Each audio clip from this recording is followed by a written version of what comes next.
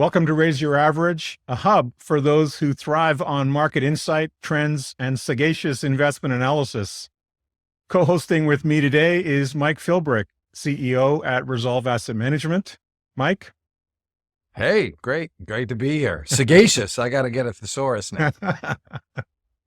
Our very special guest is the president of SIA Charts, an individual who's become known widely for his keen eye and sharp understanding of the complexities of the global financial market, Mr. Paul Kornfeld. Paul, welcome back. It's great to have you on for this summer 2023 update.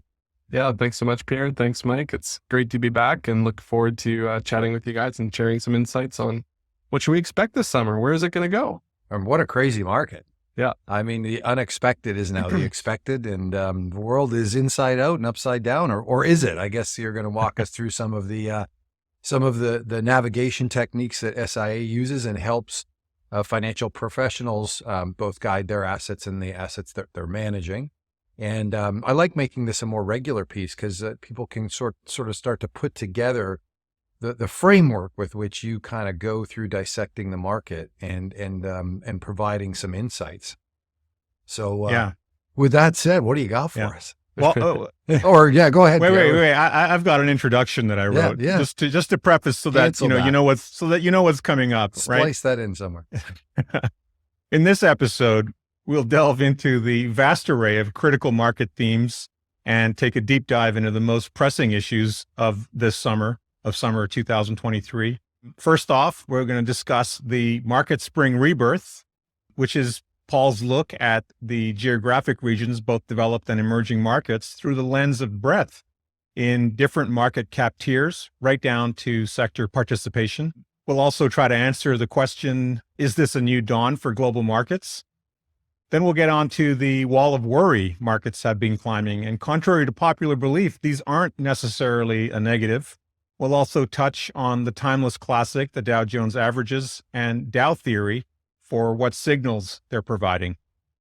And we'll wrap on a discussion of key themes for investors, covering seasonality, mysteries of the VIX, and what the sector scopes are saying. We'll cap it all off at the end with an in-depth look at asset classes and sector analysis. So sit back, get comfortable, and join us for our chat with one of the industry's finest. While the music's playing, please hit that subscribe button, ring that bell, and leave us your comments. That helps others like you find us. The views and opinions expressed in this broadcast are those of the individual guests and do not necessarily reflect the official policy or position of AdvisorAnalyst.com or of our guests. This broadcast is meant to be for informational purposes only. Nothing discussed in this broadcast is intended to be considered as advice.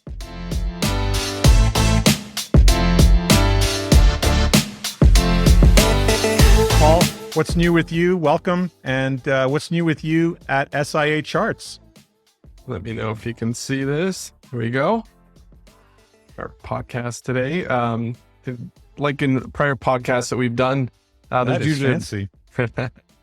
I've been recording it all morning. There's usually a visual element that's going to go through it. So we're going to, like Pierre said, go through some lots of charts, lots of analysis. So I don't think we should waste any time. Let's jump right in. Let's do it. So don't think I need to spend too much time here. We know how well the markets did for the first half of the year, specifically in the US and specifically the Nasdaq. I don't think anybody saw the Nasdaq having its best first 6 months of the year since 1983. Raise your hand if that was your call at the beginning of the year. But obviously we've seen that. We're going to dive deeper into that, especially as something I was reading about and can't take credit for the name, but found the enormous 8 in the S&P 500 that we'll talk about with the kind of the key IT names out there. And then obviously the Bank of Canada raised its rates by 0.25% up to 5% just last month. The inflation pressures continue to ease on the US side of things. And, we're below core inflation now. The rates are higher than the core inflation. So that's a big kind of takeaway of what's next, because obviously the interest rates have been driving the market and all the expectations around that. Mike, I'm sure that you read the news and you're like, oh, bad news came out. The market's going to go down, right? Nope, the markets go up because now they're going to raise rates again, right? So it's been a very interesting last couple weeks, last couple months. But kind of looking back on the spring, we've seen kind of everybody in lockstep raising rates, especially the chart on kind of the bottom right there. You see kind of everybody playing catch up to the Bank of New Zealand, the US. Those have been kind of leading the charge in Europe, and especially Japan. That's not even on here. They're much lower and still trying to play catch up a little bit. But Canada now at 5%, probably there for a bit. Probably still more hikes in the future as expected. But kind of getting to that peak, getting up to that place where the market's okay, where inflation is coming down. And that's what we're kind of seeing. And then on the left here, we see that core inflation now again below where the rates have risen in the US.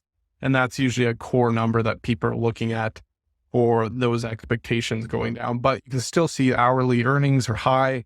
CPI is still higher than they want it to be. The target rate is still much below where it's at. And I don't think this is updated for July, but that would be even a percent lower. The core inflation, the last thing on here was 4%. Now it's at 3% in the US. So, since this came out, this market outlook last week, I've had new information and it continuing to push that down as well. So do you guys kind of have any thoughts on the rates? Anything you guys want to chime in on as well? Yeah, it has been a bit surprising that the markets have held in so well with the rapid increase in rates, but global growth, I guess, is surprising, or markets are anticipating that type of earnings growth. And I know we're going to talk a little bit about that a little later.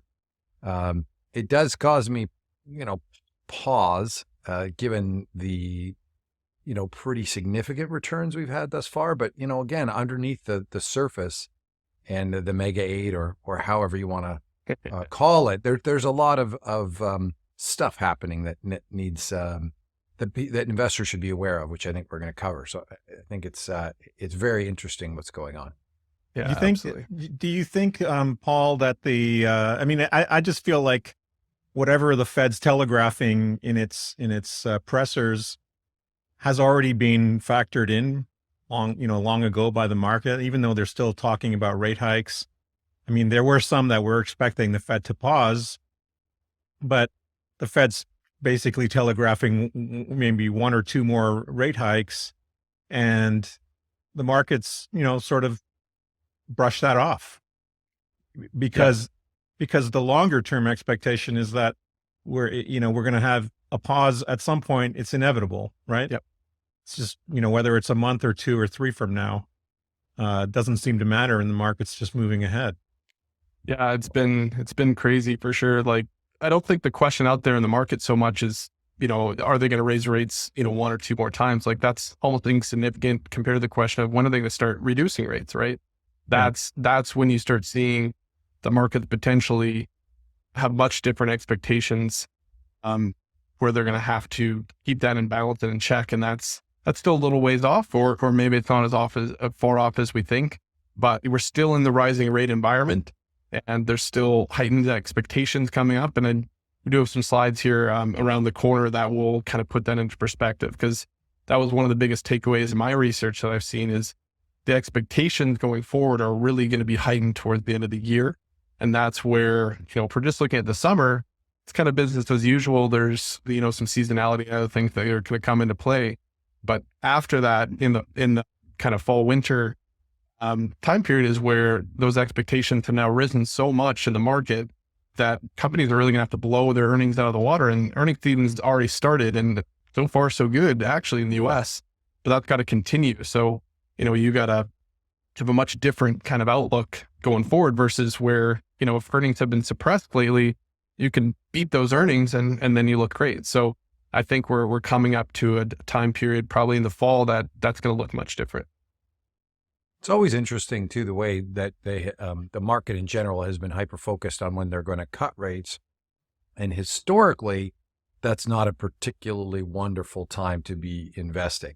I mean, the rate cuts come with challenges and problems. They don't usually come with a, robust economic growth environment. And so it's been it's been kind of backwards over the last year, even to have this constant chasing. Oh, they're going to cut, or they're going to, stop raising or cut. Those things require that something has gone wrong. And if something has gone wrong, or gone wrong, meaning there's been some sort of growth shock or some sort of banking shock, and we've seen, the beginnings of some of the bank issues, or maybe we've seen the beginning and end, who knows? But it's just interesting that there has been that narrative that's been pervasive, that, oh, let's get the rates down so that these markets can shoot upwards, where it's been, as rates have continued to rise, stocks have broadly performed very well, and bonds have struggled mightily. So it's interesting. And then, let's jump into the geographic regions and start taking us through the stack. Yeah, for sure. Definitely got some things to get through. So I think just the key takeaway here is obviously the kind of 2022 bear market, bottomed out there in October, November, been recovering ever since. But certain areas of the market have recovered much faster. We see kind of that black line is the S&P 500. That's the US. It's really done very well, obviously, this year, but it's really still below where it started January 2022. And I think that's a good thing to keep in mind as well, is like, we actually still have a little ways to go to even get back up above that level. Same thing in Canada, and emerging markets have obviously struggled even more so. They're the lowest one with the most potential. And we are going to take a look at a couple of emerging markets that I kind of focused in on that I think have some potential. Another couple other ones we can discuss as well. Just there's a couple takeaways from today for everybody listening of where those, where that strength might be coming from. So, this isn't the best chart out there, but it does tell you that the recovery has been really great so far this year, but there's actually still some room to move. And when we get into some of the chart book areas below, we'll kind of take a look at where some of that strength could be happening. And surprisingly, the Nasdaq still has some room to move. It actually has a better kind of charting outlook than the S&P 500. And I think most people would be shocked to hear that. So those are, again, some of the great, hopefully technical takeaways that we can provide today in our conversation. But I think, to me, it wasn't so much the geographic region that were really standing out. It was the market breadth that really surprised me over the last quarter, because the large caps have been leading the way all year long. And you see that in the yellow kind of line up in this chart. That's the S&P 100, obviously having a great start to the year. The S&P 500 is not far behind. But what we saw in June was the market breadth of the small cap, mid cap kind of areas of the market, especially we're looking at the US here, followed suit. And that's great outlook. That's what you want to see in an actual kind of bull market rally, is you want to see not just a small segment of the population outperforming, you want to see everybody else participating. That gives you more confidence, gives investors more confidence. And we're going to see that in the VIX chart too. There's maybe almost too much confidence now. There's maybe some complacency out in the market, and that can hurt you. But yeah, this was encouraging if you're bullish going forward, and we want to take advantage of that when the market is in this situation. But for us, this was a good sign to kind of reaffirm our positioning in kind of in that favored equity market right now. And again, we want to help people ride that out and capture that market breadth as much as possible throughout the summer. Yeah, that longish energy field in the smaller cap tiers is interesting, where it just goes sideways for that entire time, and then all of a sudden a breakout. That's, that pent up, that looks like angst. Yeah. That looks like a fair bit of angst building up for that period of, what is it, 5 months? Yeah, and from kind of the banking crisis here in late February, March. And that's kind of where there was some small pullback, but recovered quickly. And the small mid caps took a lot longer for that, right? So that was kind of, that broader index was being hurt by some of the financial stocks there. But we've seen those kind of worries subside for sure as more information comes out, and more consolidation with some of the regional banks, and less worries kind of than there maybe was there. Usually that's the beginning of the end of the cycle, right?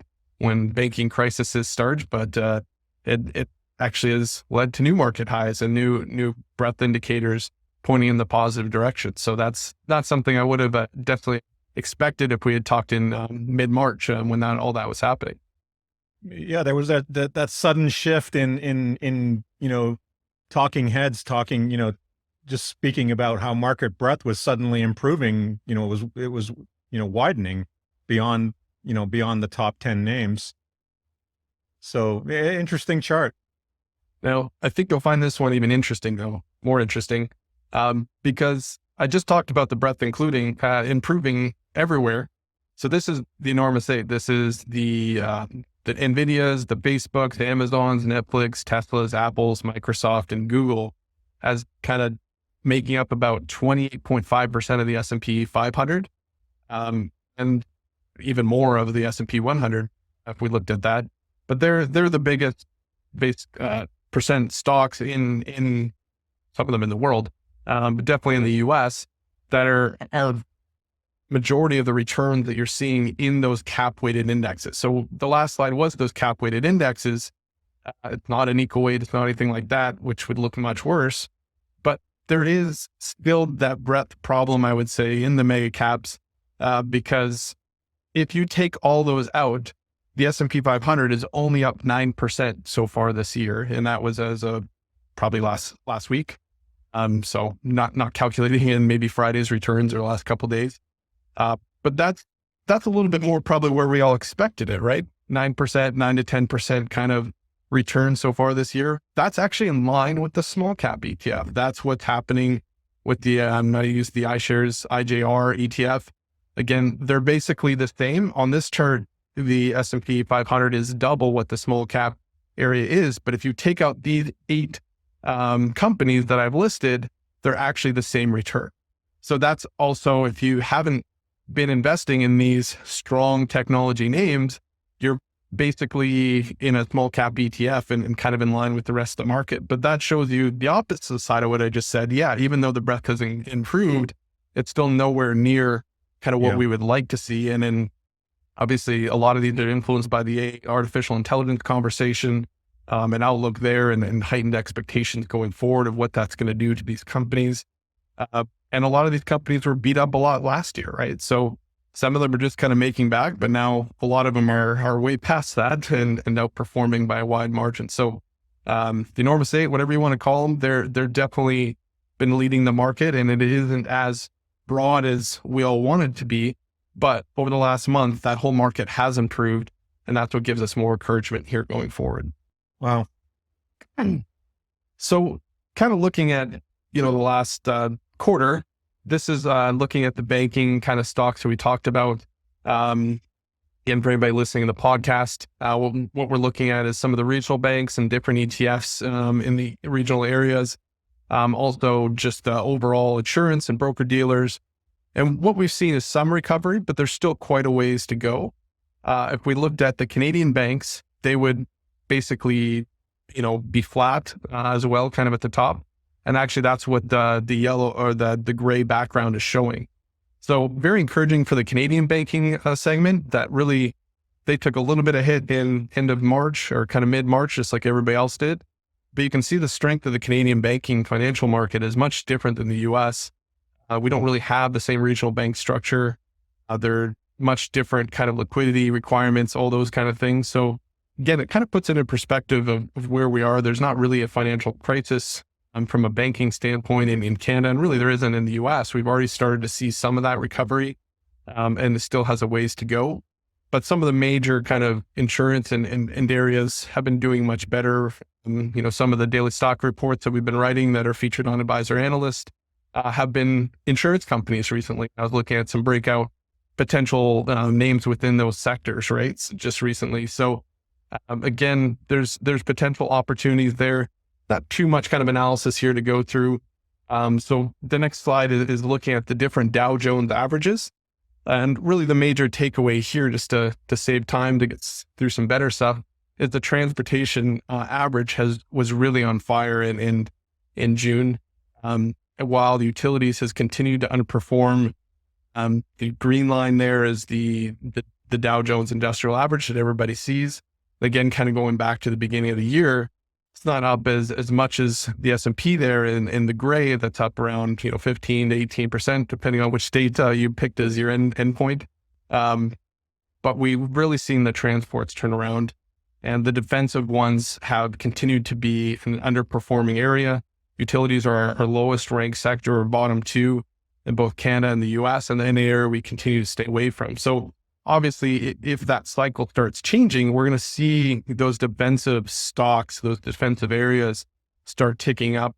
Some of the money flow coming out of technology, out of consumer discretionary, out of some of these communication services that have done very, very well so far this year, and flow into different segments of the market. So again, just, the cyclical cycle of the transports definitely has soared, but the industrials that are usually more value-based have continued to climb at a steady pace, but not nearly the same way that the S&P or the Nasdaq has.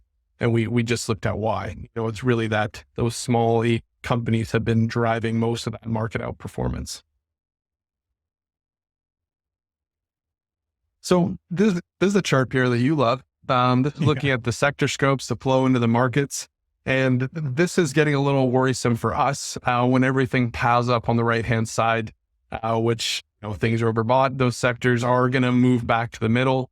I looked at this just even a week ago, and it wasn't as bad as it is now. So on the very short term, we would expect some outflows of the market in probably the next couple of weeks, maybe over the next month, especially in the areas of kind of real estate, manufacturing. Again, there's a lot over there: electronics and semiconductors, chemicals, energy, things like that. The ones that aren't, that are kind of in that middle frame, or the healthcare, drugs, telecommunications, utilities, food, and the more defensive stocks aren't overbought right now, and there will be some outflow of there. But again, these things can kind of stay over there a little bit longer, but we definitely don't like to see things that far over, with probably about half the sectors kind of in that overbought territory. So on a short-term, very short-term basis, next couple of weeks, there probably will be some kind of outflows back to the middle. That's just normal market movement.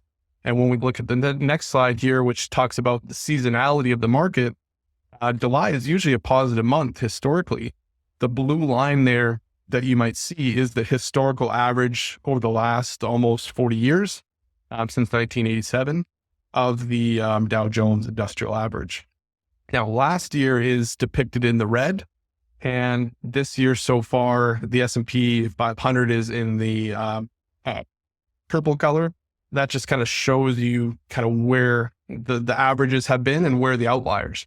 So the biggest outlier was in June that we just talked about. Usually that's a negative month. We saw huge inflows into the market, and a direct difference, over a 10% difference from last year in the Dow Jones Industrial Average. So that was a big kind of, again, we just looked at all the markets and how well they did over that time period. And now we're kind of moving into what's usually a positive July.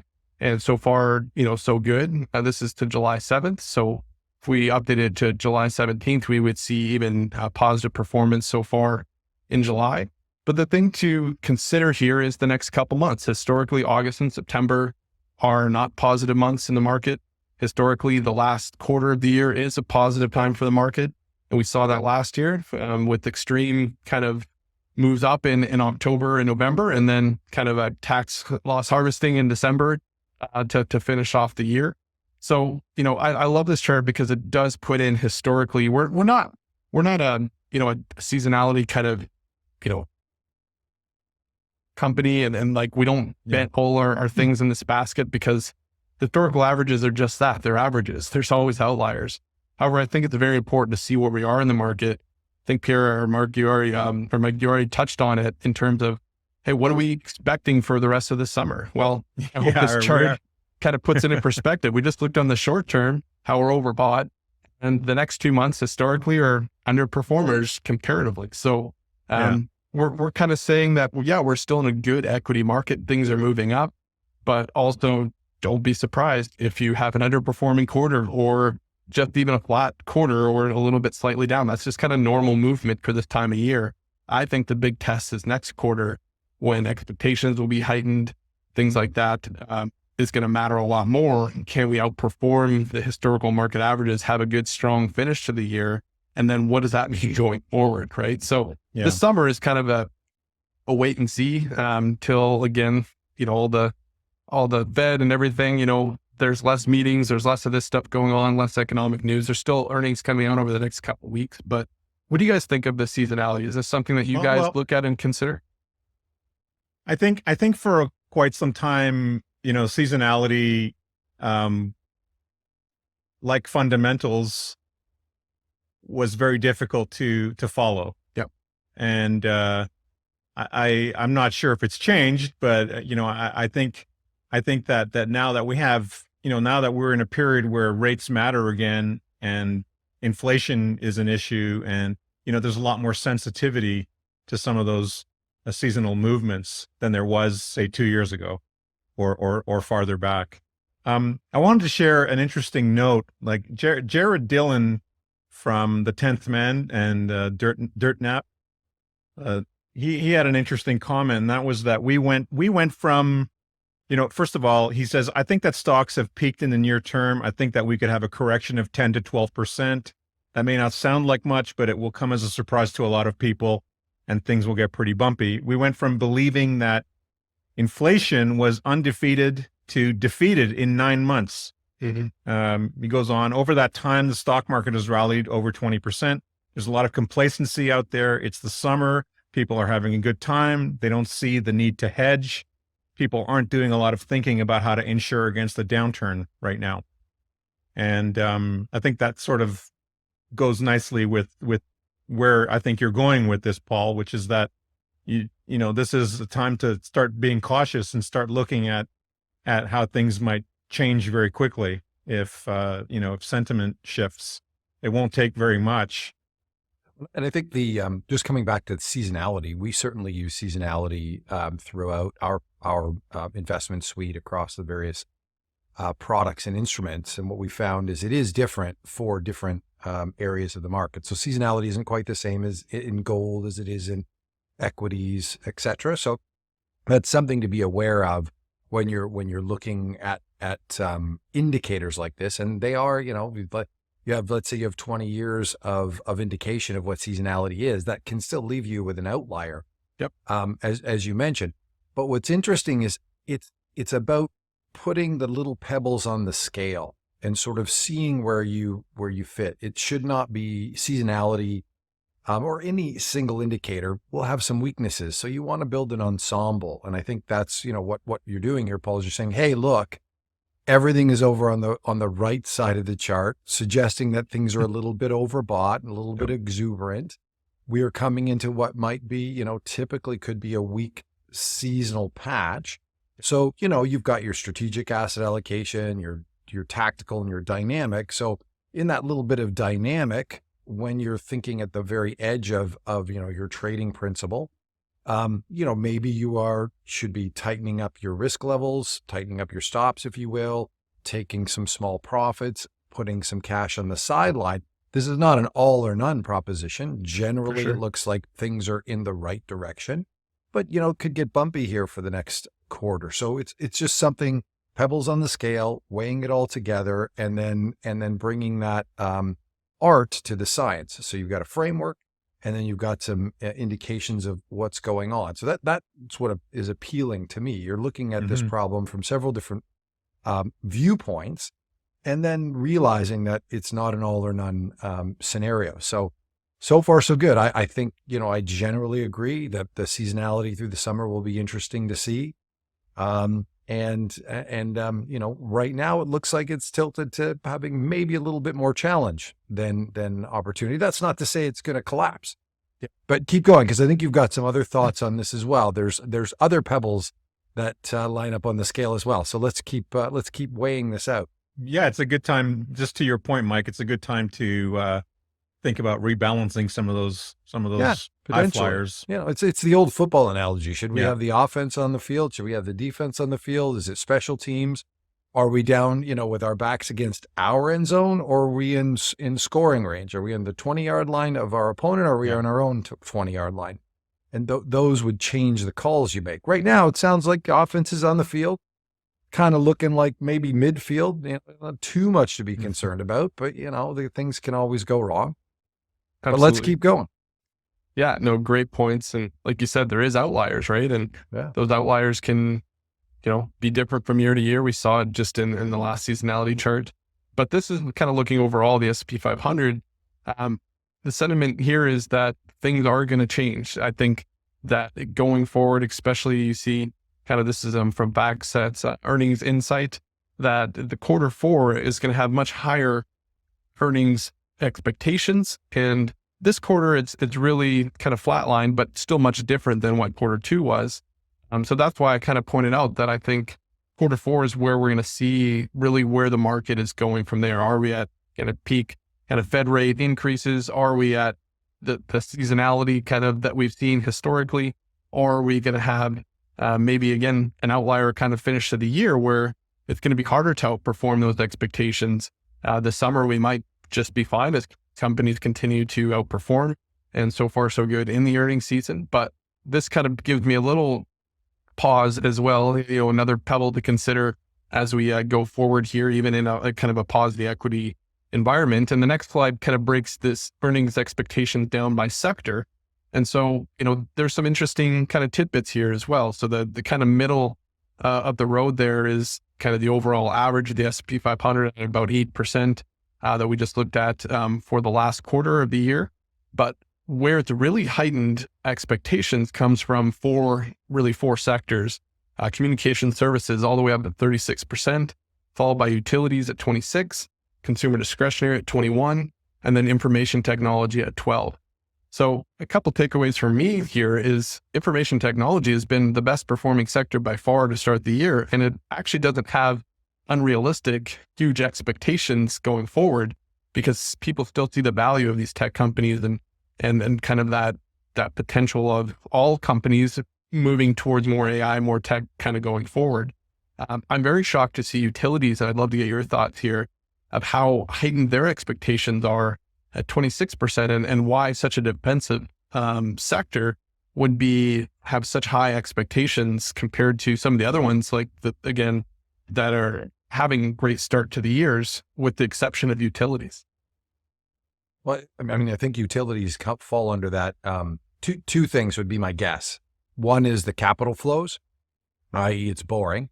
So we're just going to sell those. The other is, utilities are subject to duration and they're subject to the yield curve more often than not, because they're often semi-regulated businesses whose profit margin is determined by some calculation with respect to the underlying service provided in a utility context. And we have seen, sort of bonds pretty much struggle mightily across duration. And that's due to the interest rates. But it is interesting that the earnings expectations would be so high. So I can sort of fathom why the price is struggling. Yeah. I'm interested to know why that their profit margins are going to be that much higher. Is it because the potential input prices for the energy that they're using in certain circumstances is providing a boon to what analysts expected previously? So that's kind of the thinking. I mean, certainly, I've been sort of wrong or offbeat, being a little bit more conservative from the first half of the year and saying, hey, you can get 4 to 5% and take no risk in a number of different vehicles.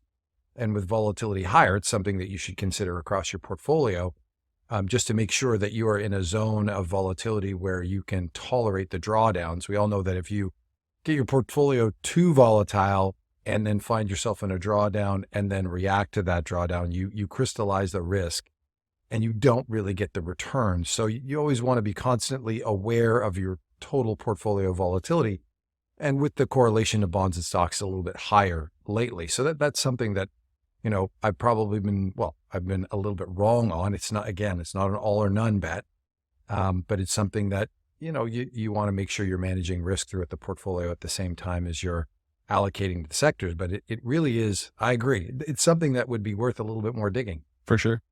So, does it have anything to do with if you look energy at the far side, the far right side at minus 24.1%, expectations being that energy prices have fallen, right? That's your input costs that you mentioned. Yeah. So the margins are expected to go up on utilities as their prices are changing modestly versus the dropping price of energy inputs. Yeah. It seemed to be an outlier, but when you connect those two, it makes a little bit more sense. And even if you're just making an energy play as a sector, That seems to be something to keep an eye on as we go throughout the rest of the year. Commodities and a lot of the energy, especially natural gas and crude oil, have been beaten up a lot this year. We'll take a look at them again at the very end if we have time, but there's definitely a sector to keep an eye on in terms of potential outperformance or surprises or earnings beat, because we could see some big moves up. We've already started to see some of those actually in our TSX 60 rankings. We've seen some energy stocks starting to move up a bit. So again, a small move in the energy kind of commodity area can impact quite a few sectors. Obviously, we talked about transportation earlier, utilities in this slide, energy as a whole. Definitely the things that have worked so far this year, some of them will continue to work, and others, I think this is a good kind of chance to reassess where that potential outperformance could come from. And it seems like materials and energy, even though they're the lowest on this scale, have that best potentially outperformance potential at the current valuation. They also seem to be lagging too. Like there's no, and utilities in particular, they all kind of look messy. There's no relative strength. Yeah. There's no clear, like I haven't gone through and looked at every stock, but if you look at, sort of from a top down and say, okay, well, let's look at some equal weight. Let's look at some cap weighted. Let's look at, through the utilities complex. There's, from a price perspective, there's nothing urgent, it seems. We don't have any kind of particular breakouts. We don't have any breakdowns. It's kind of a shitty sort of range that's slightly, going maybe upper left to lower right. Trend's not great.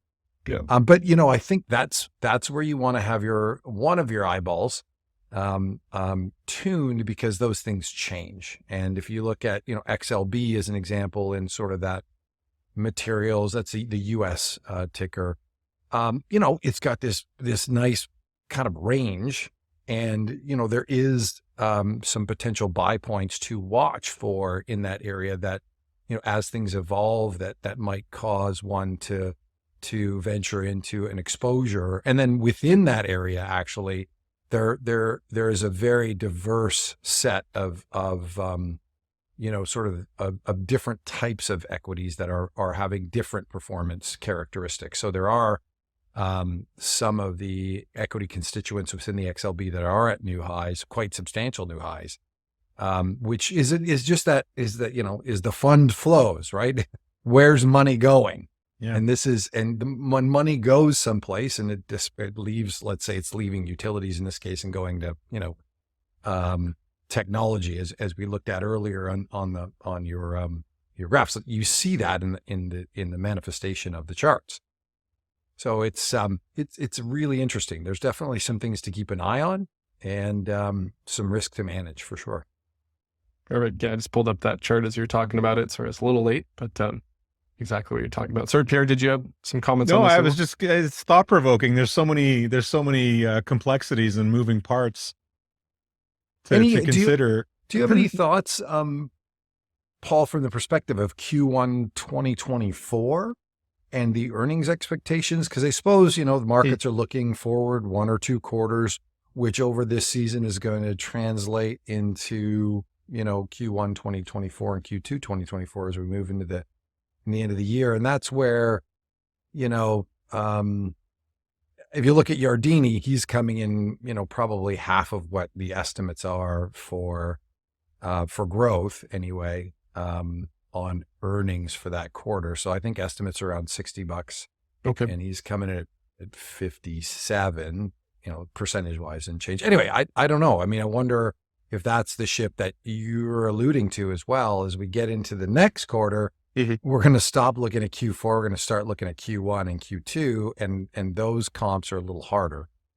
Yeah, exactly. And we don't do predictions. We don't do any of those outlooks just because, you're wrong pretty much every time. But I love looking at kind of what the whole industry is also looking at for those expectations, because this was shocking to me to just see, okay, the market is going to have to outperform by a healthy margin just to meet everybody's expectations. And that's what it's all at. I mean, how many times have you seen an earnings report that, okay, great, their year-over-year sales were good, their revenue's good, like they're checking all the boxes that you want to see, and then their outlook's a little bit less than what the estimates out there were having the tank stocks by 8%. Like those are the kind of surprises that we don't want to see and can really move the market quickly, just all based on high expectations because the market's gone up so much. So, I don't know what Q1 kind of looks like for this. I'd have to spend a little bit more time there, worries. but I actually have it exactly backwards. yeah, Yardini's actually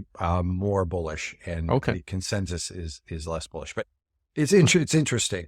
It'll be interesting. Yeah, let's keep going. Oh yeah, I think he was talking about the Yardini's main point was that there's so much money. There's $10 trillion in the market since COVID, right? And it hasn't. He basically thinks that it hasn't worked its way through yet. In support of what you just said, Mike. Yeah. I mean, yeah. And then the weird thing about increasing interest rates is, remember, as you increase rates, that means those who have the money are paying more to those who borrowed the money. And so in an environment where we have such a tremendous amount of debt, and that debt, those owners of the debt are actually reaping the benefits of that extra cash flow. And so it's not the same as the 70s when you had a low amount of debt and you could curtail the business cycle by increasing rates in a large fashion. I think it's about 20% of the world's treasuries are owned by these, China and those Russia, those types of countries. That's only a very small portion. That's a reasonable portion. But then there's all of the government bodies that own that debt, and the insurance companies, the pension funds, and all those types of institutions that are actually receiving more cash outside of a zero interest rate policy. So it actually paints the central banks into a bit more of a corner with trying to use increasing rates to actually slow an economy. But that's going to be interesting to see how that plays out. Absolutely. Just another pebble on the tray, like you said. And here's one more, right? We see, what we think is kind of a little bit of consumer complacency, right? We're seeing the VIX kind of move down, which again, if you're just long in the market and you're happy, and you're away on vacation already, which a lot of people when they hear this recording might be, you're gonna, everything's good in the market. But what historical averages show is this bounces back. What we don't want to see is probably at under that 10% level. And it's already at the lowest level it's been since 2020. And that wouldn't be what I would think when I would hear 2023 and everything that's gone on with, war in Ukraine and banking crisis earlier this year, right? Like to have this low of kind of a VIX was a little shocking when I looked at the chart. So, obviously this will bounce back. To what level is and what extent, are we going to see? But again, it's just one more level of information that, again, we should expect something here. We shouldn't be dropping to, 2017, 18 kind of lows back then. Like this is the trend it's been in over the last couple of years, probably where it'll kind of revert back to a little bit. So again, it's just one more thing to kind of think about as we go into the summer, that there probably will be some pullback in the market. But as I say that, we're still at one of our highest levels in our kind of risk management tool. When we look at it, this is I love that dichotomy, by the way. That's consumer confidence or complacency. It reminds me of shy or snobbish, or or humble or shameless. Yeah, it's you got to worry. It's most likely it feels like it's the latter, right? Yeah, and so be careful. Exactly. Yeah. So this is a risk management tool that we looked at, just comparing all the different asset classes against each other, the money flows internationally. And, we've moved up to kind of one of the highest levels where US equity is number one and international is number two, followed by cash, followed by Canadian equity. So we have equities in the kind of top 3 out of 4 rankings. And this is what it's looked like over the last couple of years, where obviously in June and September last year, we saw the market pull back and we got very defensive. And overall, from a risk management standpoint, that was the right call. But as we know, the markets were pretty volatile. They had some sharp moves back in and out. But to start the year, it's been pretty much all in the greens. It has all been in the green zone all year long. So, no matter what kind of market you were in, whether that's international here in the yellow or US in the black, or Canada, you're making money throughout that whole time period, even if we snapshot beginning of January here. But the gap here is definitely widened between the US and Canada. And it was already, US was ranked above Canada throughout the time. in our system, especially recently. But now that's really, again, why we saw that in the breadth of the US. Again, Canada really hasn't had that same kind of outlook going forward. And part of the reason is because we're so commodity based, right? We talked about materials and energy being so much weakened, or expectations much lower. Well, those haven't been realized yet, right? They're lower for a reason. The outlooks are worse off when you look at any of the individual commodities. Doesn't mean that can't turn around, but that's, one of the many reasons the U.S. is much more kind of healthcare focused, more IT focused, much more consumer discretionary focused than Canada is, where we're more finance, materials, and energy, right? So that's why we've seen this breakout. Internationally, again, there's still lots of great opportunities out there. But, this is something that kind of, if you're just invested in Canada, you're losing out on the opportunities elsewhere throughout the world, and especially even just south of the border here. So That's been a great call signal, by the way. Yeah. Yeah. If all you did was just stick to the equity action call this year, you'd be very happy right now, and just keep your eye on it. Right. Exactly. And again, we don't make predictions. This is just where it is right now, and how we want to position ourselves. Yeah. That's what I'm getting at. You've got this agnostic, call system, which just, it tells you what to do, not what to think. And I think the problem is, many of us probably have overthought the beginning of this year, and what did it get us? Yeah. It's okay to be, I'm not saying it's okay to be cautious, but, overcautious is very costly. And so this slide is taking a look at our relative strength rankings. I know we've looked at some of them before, but this is, again, one of the ones we use just for a kind of a global outlook of everywhere you could put your money, right? So right at the top, it's exactly the market that we just talked about, right? We have global, Europe, international, US. You'll see US small cap much lower ranked in this list because, again, even we can help with relative strength, clearly find that we want to be a large cap over small cap. Again, just recently has that started to change, but overall, it's still been a very clear case. Now you see Canadian small cap above the US small cap, and that's kind of interesting to me, but overall Canada is lower from an asset class standpoint. We see the energy markets, again, natural resources kind of moving down. We see alternatives, things like that moving up. And, overall, North American equity, some of these emerging markets, there's starting to be some of those trends. So this is just a monthly trend kind of movement overall up. But it is just kind of interesting to take a look from a top down of all the places you could put your money out there. We really not seeing fixed income move up like, we all maybe thought that we'd have that bounce back this year. We're still waiting for that. And that will definitely change the market once that comes in, if it ever does come in. But historically, with its terrible performance, historically bad performance last year, that's an area to keep an eye on if those that does change. But again, that's going to be when rates stop rising and either plateau or start dropping, right? We'll see those bond valuations come in much differently in the rankings here than they have been. So again, continue to stay away from areas of underperformance and try to ride where that analysis is. Any kind of comments or things on this? If not, I'll move into kind of sector analysis, both in Canada and the US, and kind of what to look at going forward. We already touched on a lot of those already, but didn't want to jump ahead if you guys had any thoughts here. I think it's interesting. I think you mentioned the previous slide, cash was actually ranking okay. Yeah. Compared to these other investment vehicles. So to your point, Pierre, that is about risk management.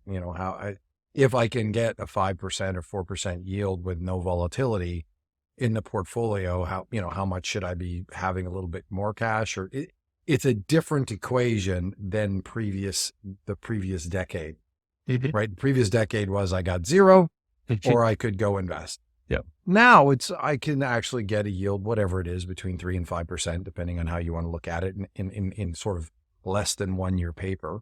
Yep. And out to 2 year paper. And so that's competition for the other asset classes. And, it's ranking highly. Again, none of these are all or none. It's just these continued pebbles on the scale on the, how you want to risk manage your portfolio. Absolutely.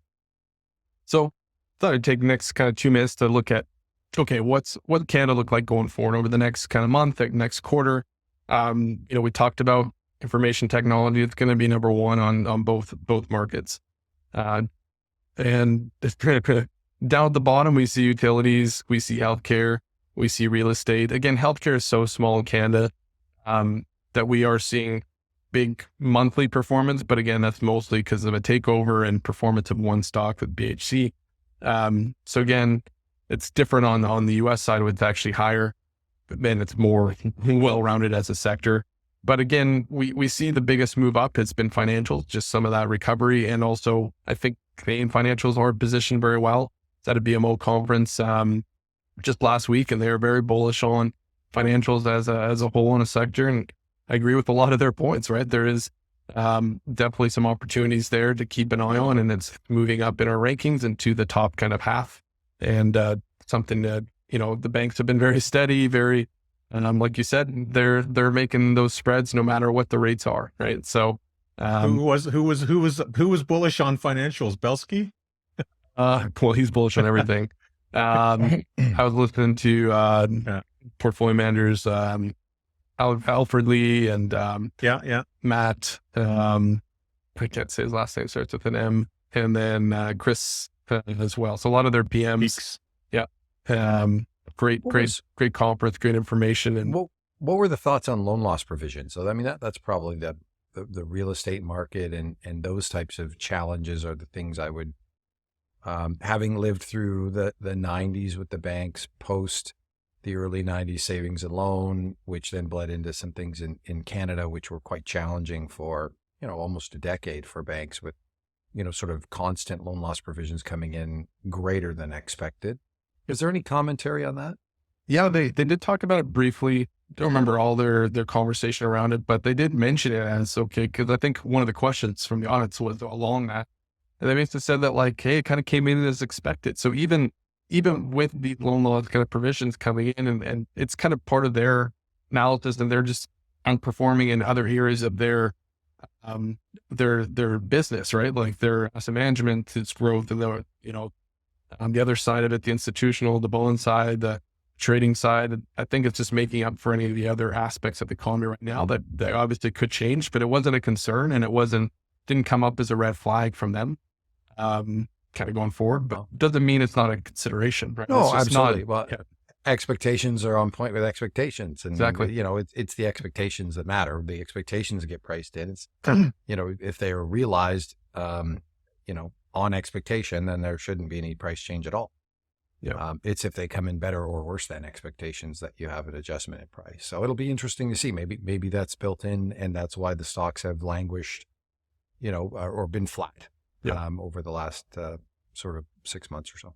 It's interesting. The real estate market's obviously been very hit by the rising rates, and I'm based out of Calgary, so most of the people you talk to are probably in the East Coast and Toronto, Montreal area. But the real estate market here is booming in a way. June and May were some of the best months out here, and that was very surprising to hear. But we're just getting a lot of inflow from other provinces, a lot of immigration, a lot of job opportunities.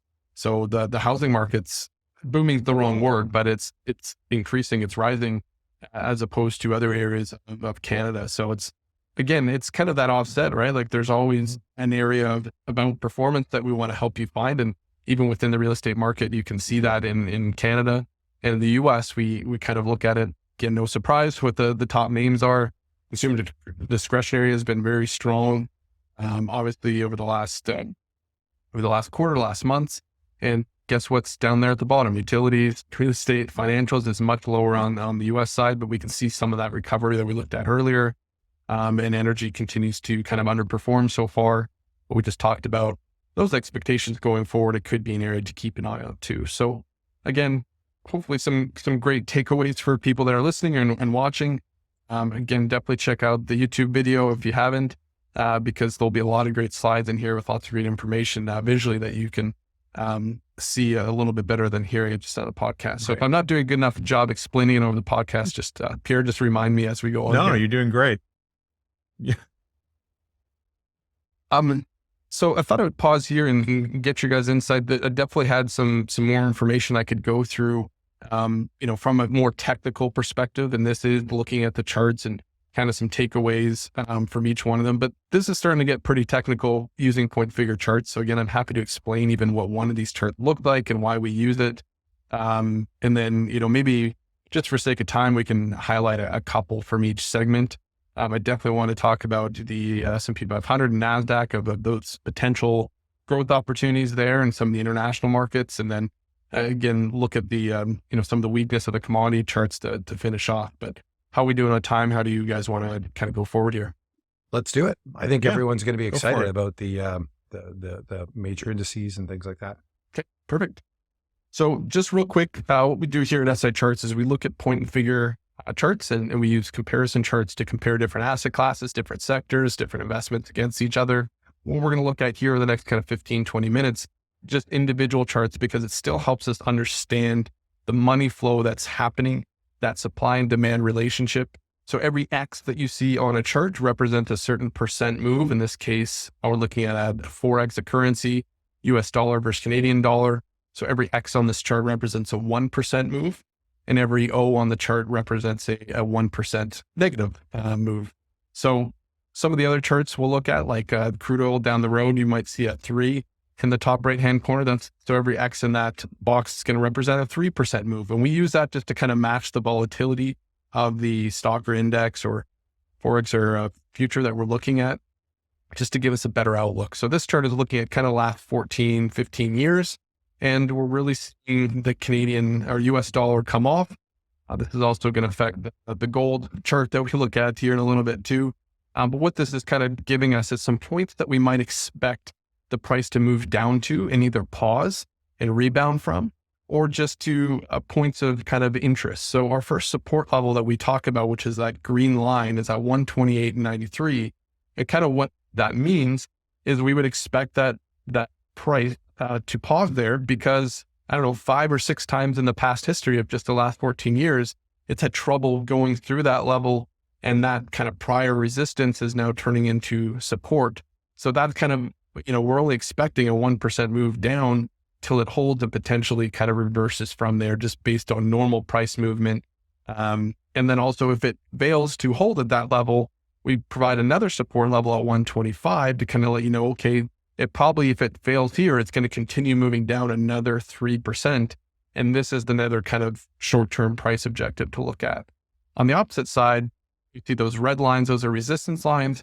That's kind of where we'd expect, if it does reverse off of that, where it could move up to, based on its prior price movement, and where it maybe has trouble moving past that level, including the high from the year as another resistance level at 139. So really the range that we're looking at kind of going forward is between that 128 to 138 level.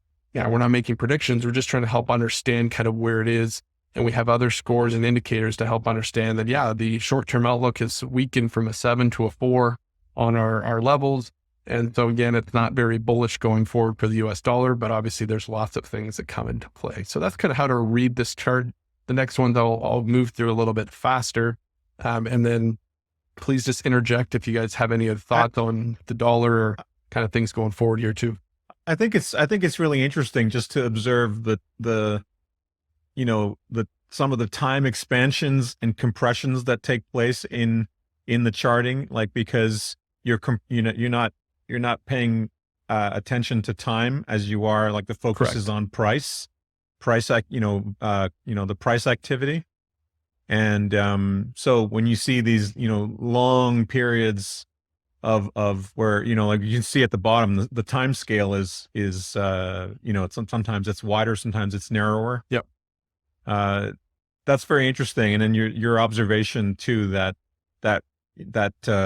long green line that you have going straight across represents a support, a long-term support at 128, between 128 and 125 as key, and why that's key. But the chart actually allows you to see it over a much longer period of time. Absolutely. In a linear fashion. So it takes technical analysis to another level. Yeah, and it really doesn't matter to us when that price movement happens. And you made a really good point that I didn't explain that down here below is the years. So this represents the beginning of 2009. If you go straight up from there and you see a 1, that represents where it started in January. And then if you see a 2, 3, 4, 5, those are just the next 4 or 5 months of the year. And then if you see kind of a ABC, we just ran out of numbers. Those represent the last quarter, October, November, December of the year. So you can kind of see like 2009 was very volatile, obviously, with the dollar, with things going on. But after that, it starts compressing a little bit. Certain years, there might not be any price movements. You might not even see a certain number or something here. You see a 2, 3, 4, 5.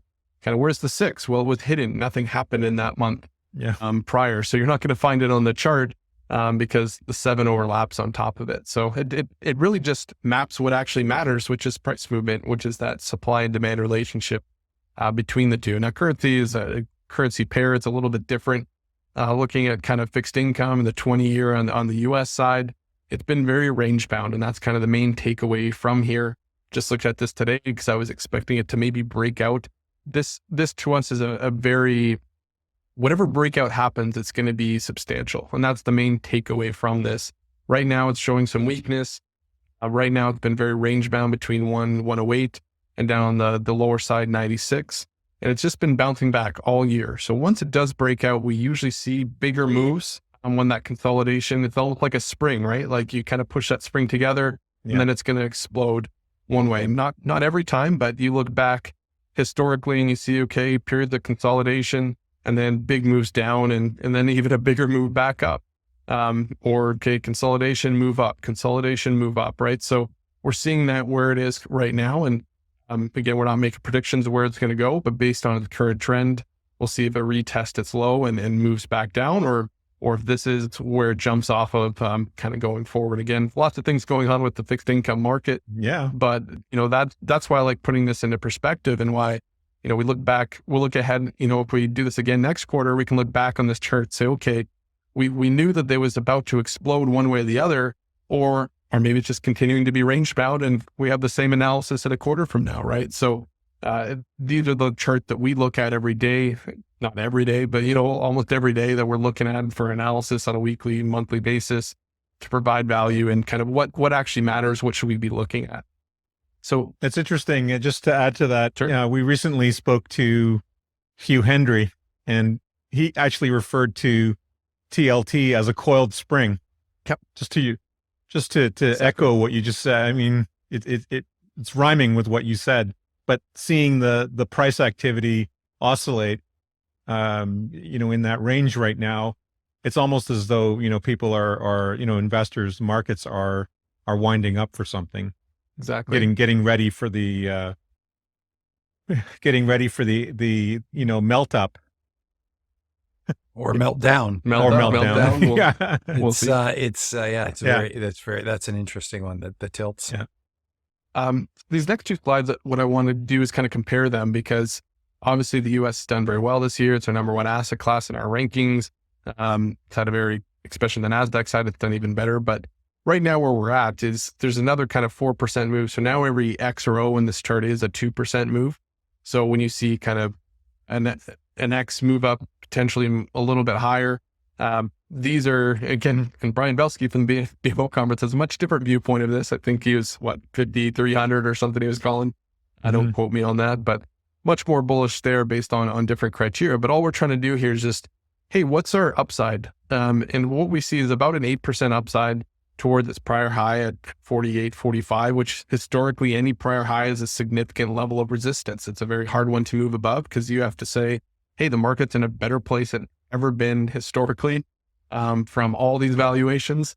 And a lot of times it fails at that level where it might provide a false move up and then right back down like we saw in 2018, 2019 here. So again, we can learn through the history by looking at these charts for different time periods like that. But the downside for the first support level is about the same potential up or down. And that's, again, kind of wishy-washy, but at the same point, we are saying that there's still that potential going up. It's just on like kind of that subdued kind of outlook in a way based on everything else we just talked about to this point. Now, if you look at the Nasdaq, it has the same downside potential around that 8% level, but it's got another 16% upside till it hits its prior high. this was very interesting when I did this chart because it's been up so much this year. You would think it's, it's bound to kind of reverse back down, but this is the power of relative strength and kind of looking at it independently of what else is going on, saying, okay, it had such a tough 2022 where it fell down that much that it has more room to move and more to recover till it kind of breaks that level. So again, we're pretty bullish, as you saw in all our rankings. Information technology and the Nasdaq are still the place to be. You need that exposure going forward. However, obviously there's some heightened expectations there, but you look at any NVIDIA or something like that, and it doesn't make sense to you why the price is so high versus their P ratios and things like that, but they continue to move higher, right? Last time I looked at it for a client, it was up 120%. Now it's up over 210% in the year, right? So it continues to outperform and move higher and higher. And this put into some perspective to me, and hopefully a takeaway from today of there's still some room to move here. So if you're very bearish on technology, this is maybe a little counter to say, okay, there might still be some room to run. But again, you should expect the summer and all those to have a pullback. It rarely goes back up. I mean, just look at here in March, which is kind of hard to see in here. There's going to be a pullback and then hopefully support that hold and continues upwards here going forward. So just a couple price levels to look at. And again, I think this also lets you manage your risk. So at least you're going in with your eyes open. And for those who can't see the chart, you should have a look at it. But there's a support area put in where that would be your point where you'd say, hey, maybe I'm wrong, and you stop yourself out, or you would reduce the position. And there's an amount between your entry level and that point, and then the entry level and your price target. Yep. And you have to have some means to sort of calculate those. And when you can put estimates around there, then you can sort of see, do I have a 3-to-1 profit factor, 1-to-1 profit factor, right? So how much am I putting at risk versus how much am I going to gain? And you usually want to see something where your expectation is, 2 to 3%. You're not always going to get that. In fact, you probably get much lower than that because you got to take your losses into consideration along the way.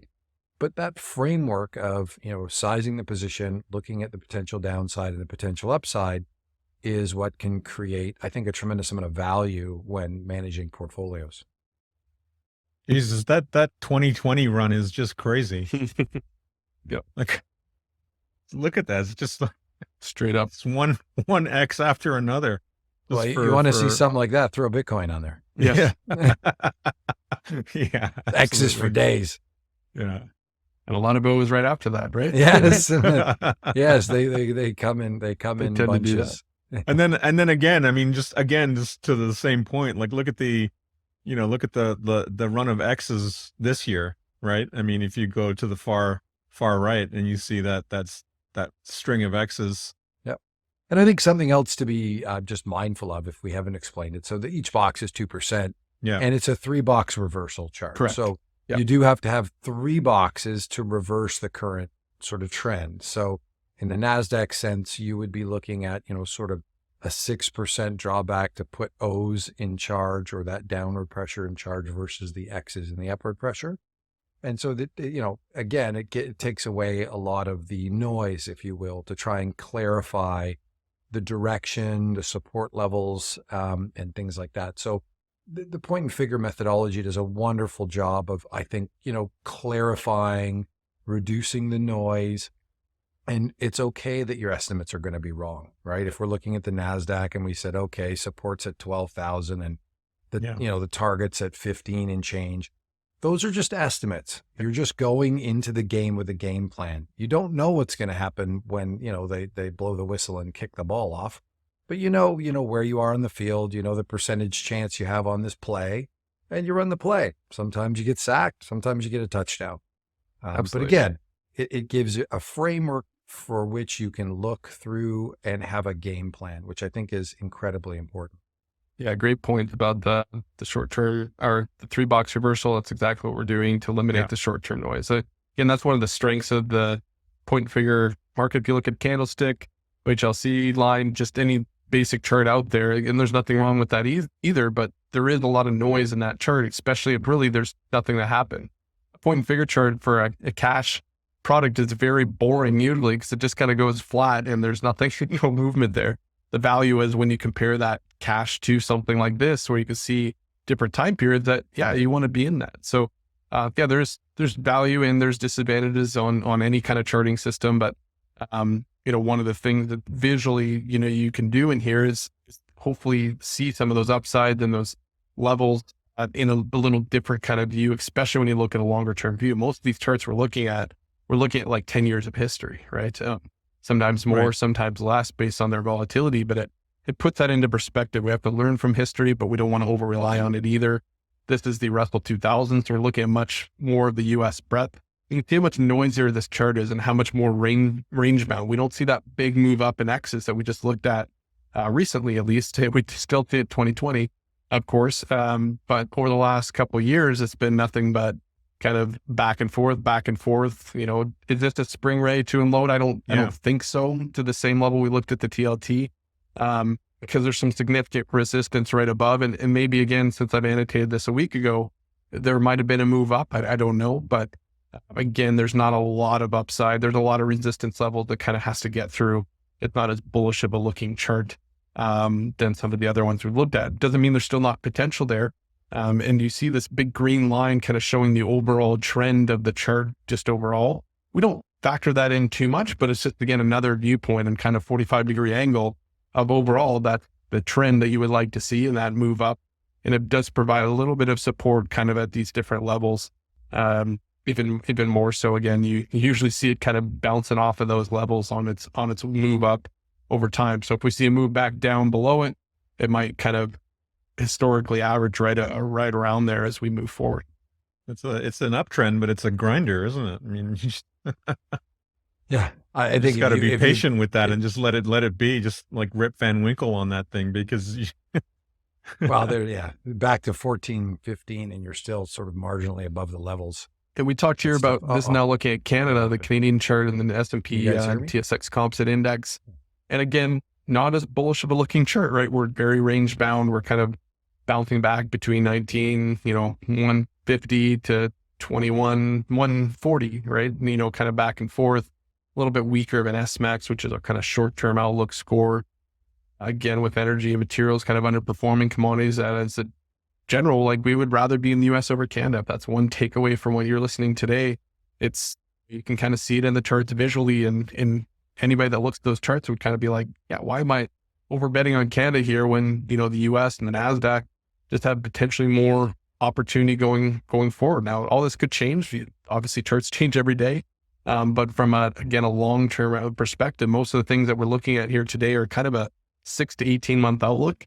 And then these S-Max scores are more kind of a 1 to 3 month or less kind of outlook. It's more short-term just to help us understand the current kind of trend. Yeah. So yeah, it's all kind of longer term, and, Canada just doesn't look as good as the US does. And we saw that on how many charts today so far. Yeah. So 6% of upside and 8% of downside potential. Exactly. Yeah.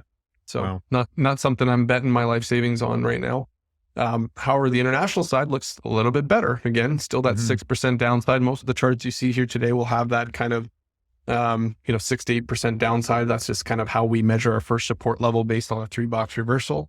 That's why you'll see that kind of always on there, but it has another kind of 10 to 12% upside here going forward. I'm not going to actually spend too much time on this chart because I do want to get in, for the sake of time, of two countries I looked at for opportunity here going forward, and our top performing ETF so far on the geographic kind of standpoint, all the G20 countries and kind of the 25 biggest economies out there.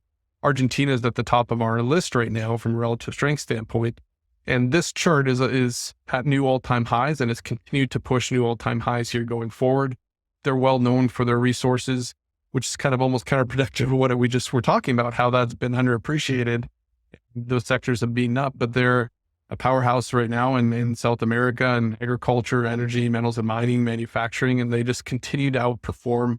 And again, even since kind of look at this kind of breakout that it had in January of this year, right? So it's moved to new all-time highs in January, continued to push up with a pullback in March, but that trend, that direction has been all one way so far. So, definitely if you have international exposure and, whatever manager or whatever ETF you're in has some of the Argentina exposure, that's a great one. We looked at Mexico and one of our charts. I don't have it in here as well. Again, a good looking manufacturing kind of sector improving. And the other one I looked at here was India. Again, doesn't rank as highly in our system, but you're starting to see more news articles, more things. I mean, they're now the largest company in the world by population. If you look at their demographic population, 40% of their population, which is the world's largest now, is under 25. So they have a young population, a growing population, and manufacturing jobs are starting to move to that company. So we see kind of this potential breakout. This doesn't look as nice of a chart as Argentina, the world index, and some of the other ones, but just from a foundation from the company, we see Apple already committing to move production there. Other technology companies either have or will follow suit as the geopolitical tension with China on goes. And you guys probably know a lot more about that than I do. But again, from a point figure standpoint, it's more the same kind of standpoint where we start seeing it move up the ranks. We start seeing a really big potential breakout pattern here. The more kind of resistance level that it can move above, and its prior highs are not that far away from a potential breakout. So this one's a little bit earlier than I would usually talk about it from a charting standpoint, because you like to see those trends develop, but just something to keep an eye on, and definitely a country with potential. The emerging markets have been underperforming developed so far this year, but we're starting to see that trend maybe catch up with the rest of the world economies, and our system does a really well job of hopefully helping you find which international markets or things to spend more time on, do more research on. So those are kind of two quick takeaways from today. Mexico, India, Argentina, some of these countries are trending in the right direction, and you want to keep it on. It might not all be realized right away, but those trends usually, are decade trends. Those aren't short-term trends of, manufacturing moving and then growing in different segments of the market. So Paul, how do you distinguish? Because this chart looks it's not similar to Canada, but the upside, downside going forward. Sure. Totally different S-max score, obviously 7 versus 3. Yep. But if you look at the red and green boxes, they look the same, right? I mean, you have three boxes of upside and 5 boxes of downside. How do you differentiate between, like, if you're just looking at the red box, green box similarity, how do you differentiate between what, Canada has to offer and what India has to offer right now? I know it's two totally different, For sure. but if you're just looking at the charts, Yep. there's obviously a lot of, pro-India stuff happening right now. Yep. India had nothing but problems in the early years of the Modi government, but that seems to have reversed with the recent trend with China, and of course, the Ukraine conflict and India's stance on that, and India's stance on weapons, on defense, and has softened a little bit, maybe, I think, but trade has definitely started to look like it's opening up. Absolutely. But, sorry, I'm interested in Canada, in how you would differentiate between the two up-down outlooks that you have. So this one, since we kind of have a negative short-term outlook, what we look at is kind of those resistance and support levels. Right. So the upside potential is only to the first resistance level for Canada because of the short-term kind of weakness. And then we draw it down to the second support level. So that's why it has a little bit more downside than upside. Looking at the Nasdaq or something like that, why there was a lot more green potential was it instead reverses. I'm just going to go back to that one just because the difference is bigger. It's easier to see visually. We see that upside potential, that 16% we were talking about, because it has positive short-term outlook and kind of positive ranking overall from a long-term standpoint. So that's why we're, instead of going down to the second support level like I did in Canada, why we're actually moving up to the second resistance level. So this is all subjective. This is actually a tool we built for our own system that I don't think is actually out there. We call it our price objective. And we have a bullish and a bearish one, and kind of unique to what we do, just to help kind of display a point figure chart. Like, how do you actually read this? And so we found that was one of the best ways to just visualize it, of, hey, here's my upside and here's my downside. I know green and red, right? And then you might see, it's a little bit hard to see. There's a yellow kind of orange line here of where the current price is. So that's where I draw the line right in the middle of where it's moving. So if I go back to India, that's why the kind of mark is a little bit above it, because it's actually moved. The price is above this resistance level, but it hasn't done it enough to break out. So that's why it's a little bit above that line. It's just because it's about to break out, but it hasn't moved above that 3109 level as the time I annotated this a week ago. But the confirmation is the S-Max. Yep. Yeah, the S-Max and its relationship as a whole. So that's kind of how we determine the kind of longer short-term outlook. The other thing that go back to Argentina for us just for a moment, because I think it demonstrates one of the views that we were talking about earlier, in that when an asset, stock, commodity, country exceeds its previous all-time high, it means that nobody is at a loss for that particular security. It means also that that security is going through some sort of cash flows to that security and a mindset that the market is saying it's worth what it's never been worth before. Yep. And that is something that behaviorally is a challenge for some people to invest in, but it shouldn't be. Right. And you can see here, you're provided a breakout opportunity and then a pullback opportunity. And then it sets up to the previous breakout opportunity 3 times, then breaks that. Yep. So it's a very orderly chart at the moment. There is an orderly uptrend happening. It has broken out new highs.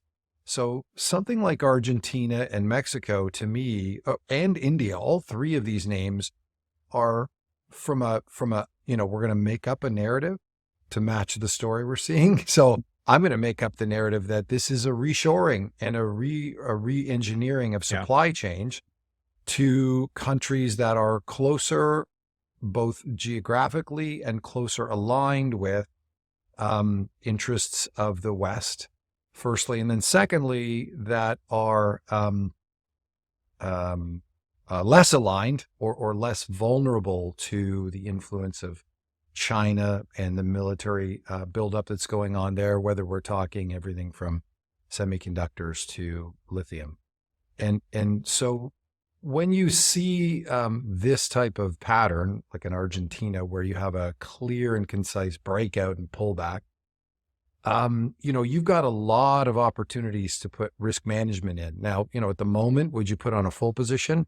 If I'm speculating or looking at it myself, I'd say, no, I'd probably, I didn't see it. You could have orders in the $42 range to get it on a pullback with a nice stop in the 37 or the 34, or have an accumulation that occurs in some sort of pullback.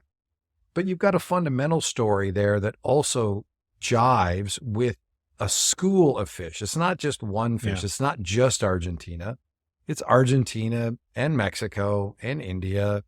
I wonder kind of what the rest of the complex looks like, Brazil, Peru, those types of things, to see if how broad the school of fish has gotten, if you will, to use another analogy. But just to come back to what Paul was talking about earlier about breaking to new highs, those things should not be things that you're scared of. Those are things that you probably should be very paying attention to, and then working around to establish positions in your portfolio and kind of let the price do the talking.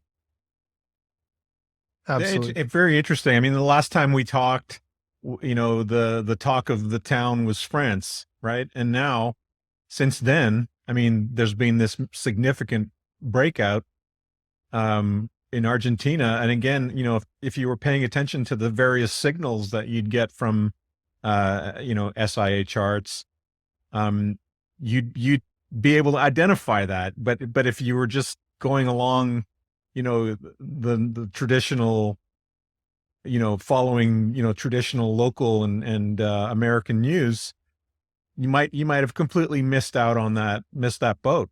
Don't sleep on France. France is hitting a new high too, bro. There you go. But these France are is at all the highs too. I'm just whatever. These are the surprises, right? I mean, these are the surprises where you see these, you see this map and you see these signals that you wouldn't have ordinarily looked at. Yeah, I mean, how many people own a portfolio of Argentina, Poland, Mexico, Italy, France, Spain, and the Netherlands? Amazing. Yeah, amazing. I think it's fantastic. Well, I think it also goes to the crux of active management through some sort of framework that you can parse these types of informations coming at you. If you don't have a framework, then what are you doing? You have no ability to Yeah. see these things happening. So the ability for active management to try and complement what else is going on beyond the Nasdaq, I think that's the times we live in. We are moving now. Granted, lately U.S. equity reigns supreme again. It's number one on the charts. Okay, Yeah. fine, you got me. But at some point that may change, and it behooves one to kind of keep an eye on what's going on in the broader rest of the world, as there's lots of demographics at play in all of these different nations. There's lots of global forces, whether that's reshoring to closer places that have a bit more reliable relationship. Although Argentina is an interesting one. Anyway, for sure. It is absolutely a bit of fun. But hey, this is where the money's flowing. So you're better off. Not even on my radar. Not not even on. Yeah. I mean, what? Yeah. Amazing. Yeah. Well, and the funny thing is it's fresh, right? And think about Yeah. it from the perspective of an Argentina. You're talking about a country's, granted we're measuring it in USD, which is fine because it's a US ETF. You're talking about going back to in its existence. It's at all-time highs, and it's in a very orderly sort of stepwise fashion where these things are kind of occurring. Pay attention. Yeah.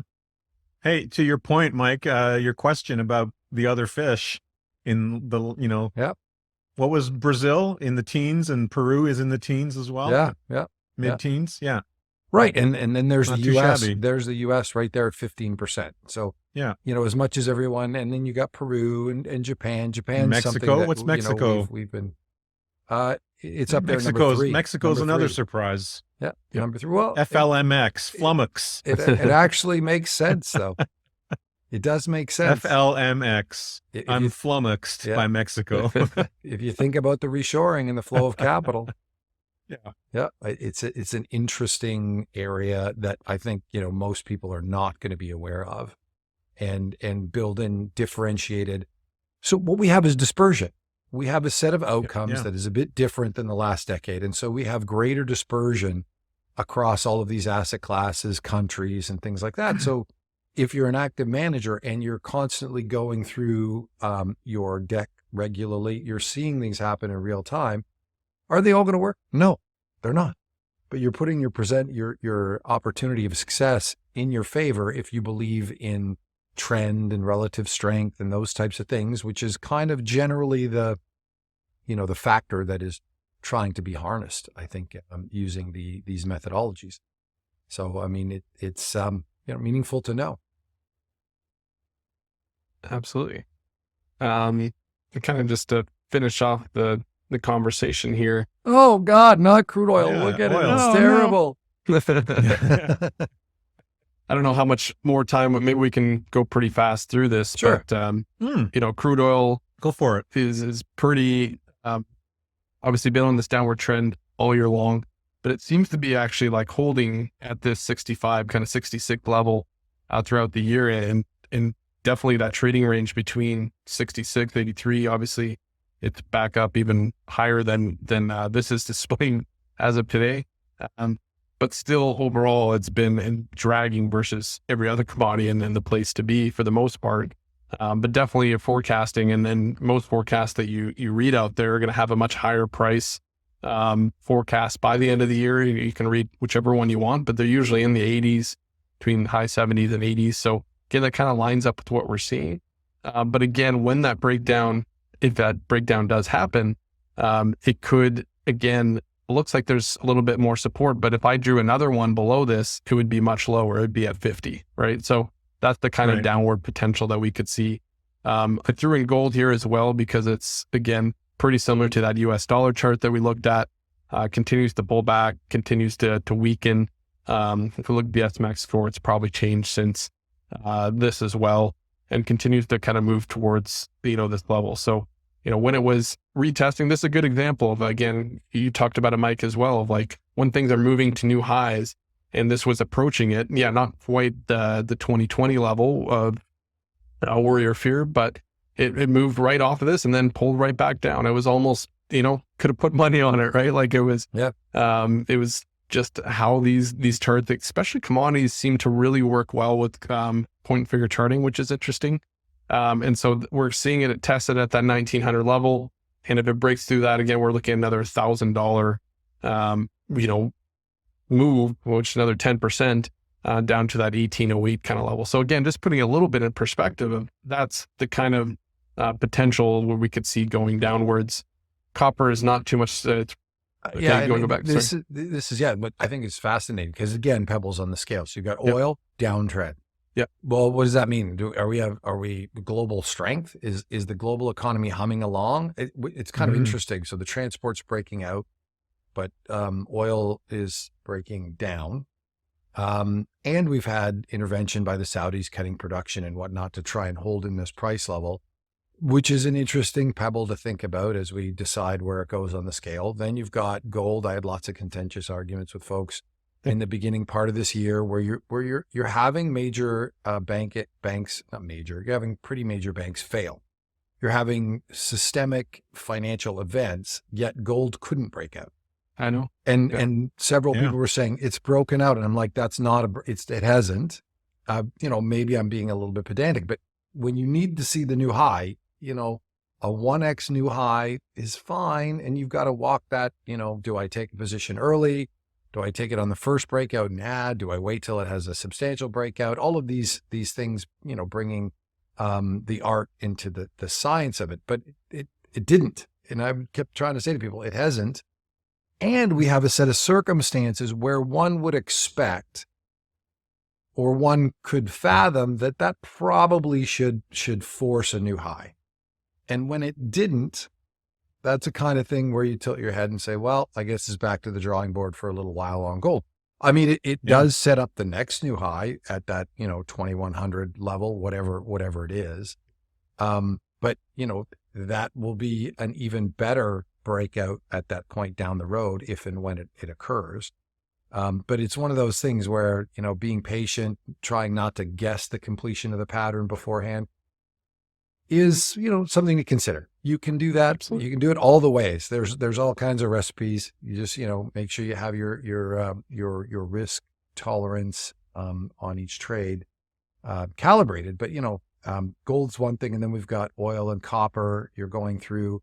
So all of these are fundamental to traditional economic global growth. Now, we've got all kinds of AI and tech growing, and that's a different thing. But, these aren't particularly positive for the narrative of, solid global growth. And this one, probably more tied to emerging markets in China, just because there was all those expectations at the end of the year that China was going to outperform and the demand would be back. And guess what? Subtle flows of that not happening have continued to hamper copper kind of going forward. And, Dr. Copper is kind of in the middle of the pack and really weak kind of short-term outlook, and that can change, but it's not something, again, that I'd want to bet my money on at this time. And then look how extreme natural gas is, right? We have this huge drawdown beginning of the year, down over 40%.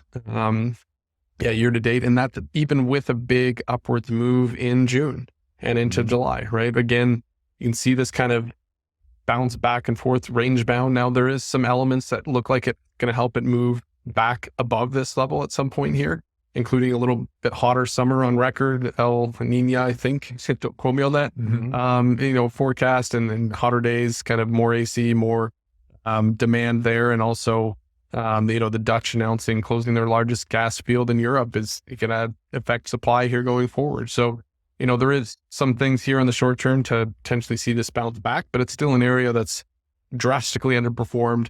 I mean, look at that pairs trade of being short natural gas and long the Nasdaq. That would have been, pretty good kind of call. That's a good Texas hedge right there.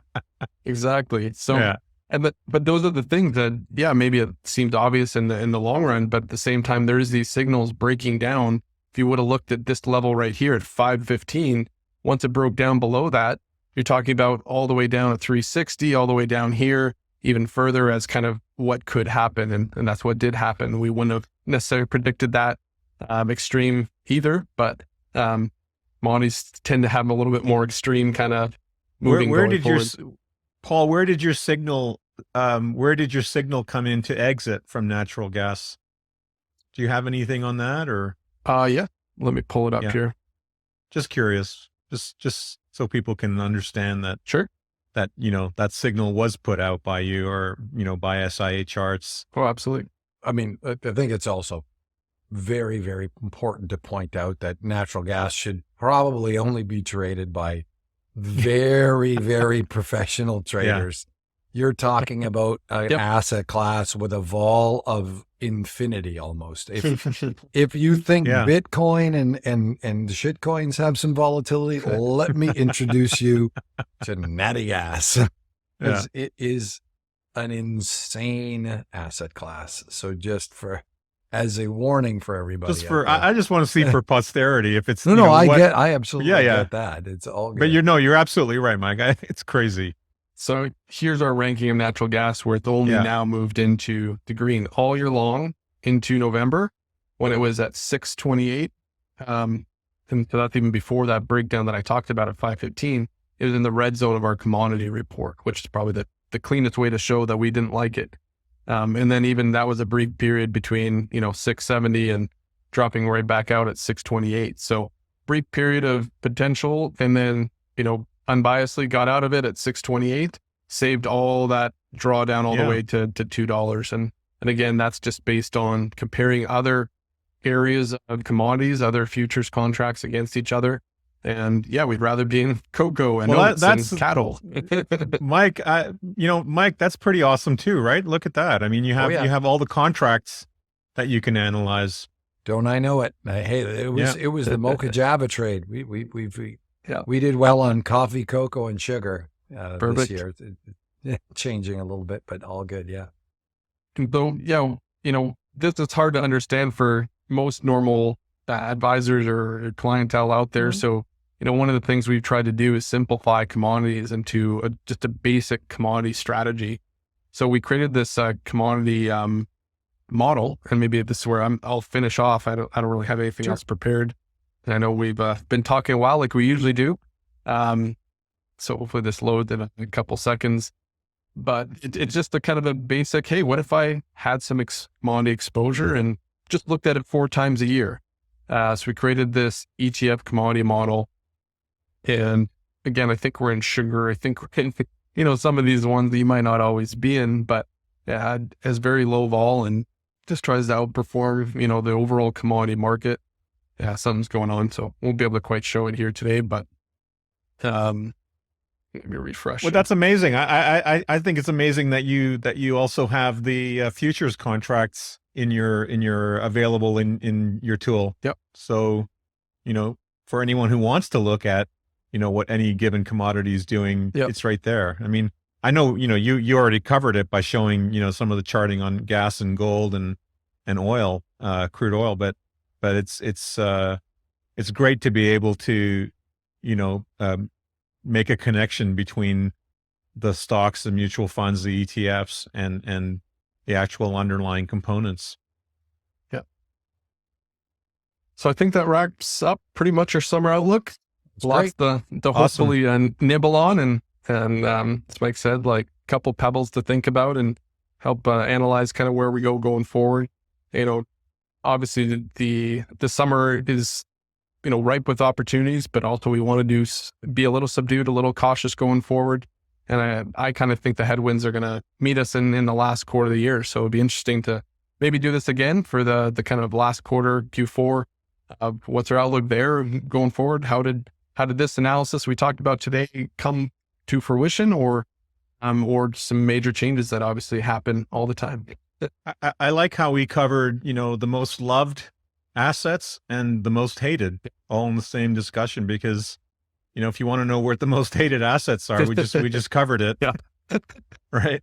And, those are some of the areas to think about probably rebalancing into. Exactly.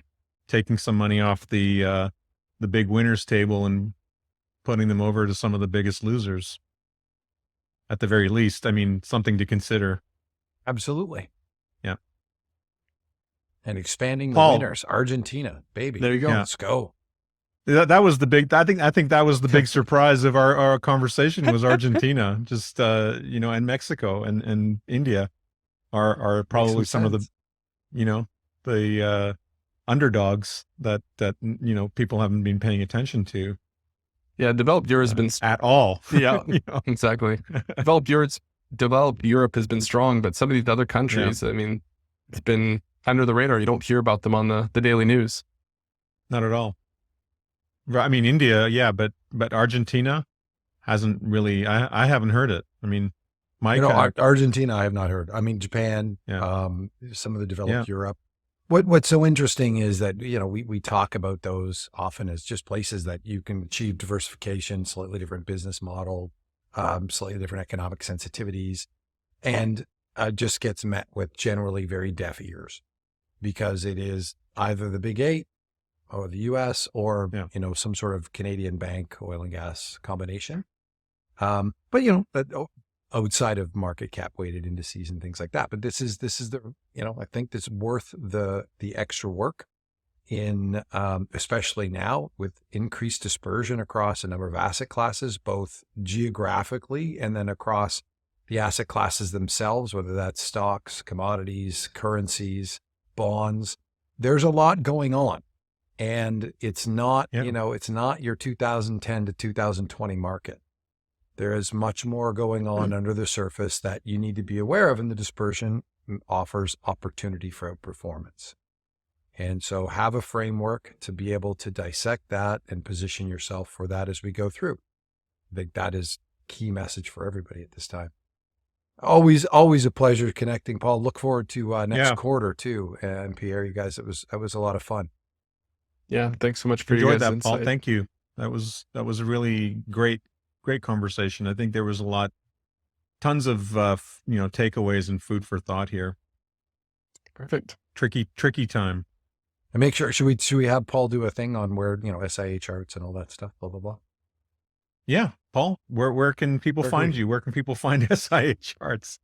You can find us on Twitter, LinkedIn is mostly where we are, but you can just go to siacharts.com, and we're a great market intelligence platform for licensed financial advisors. And we just try to help you raise your average, right? Pretty simple. Try to provide portfolio management software. And as you saw, a lot of the rankings and analysis, we're a little bit more on the technical side, but we're trying to incorporate more of that overall market intelligence as we go forward. So thanks again so much for having me on, and looking forward to hopefully the next one. I just in closing, I think advisors who, come to the realization of what it is that you do, what you're providing. I think the thing that I feel like I get excited about is the agnostic aspect of what you do, that it isn't an opinion. It's based on your empirical evidence and your framework. So if you don't have a framework, this is a really easy way to adopt a framework and bring some order to what you're doing if you don't already have some. Yeah, absolutely. And that's, we try to simplify technical analysis into, what's the risk of the market? Where's those opportunities for outperformance? How do I want to be best positioned? Even if that is as boring as cash or utilities, right? Sometimes that's going to be where you need to be to protect. Even at a very simple level, if you're just looking for ideas, like Absolutely. Interesting new ideas that you haven't, that aren't in your consciousness. Always a surprise, Paul. Great having you. Look forward to our next update. Perfect. Well, thanks, Peter. Thanks, Mike. And thanks to all our listeners. Listen, subscribe wherever you get your podcasts.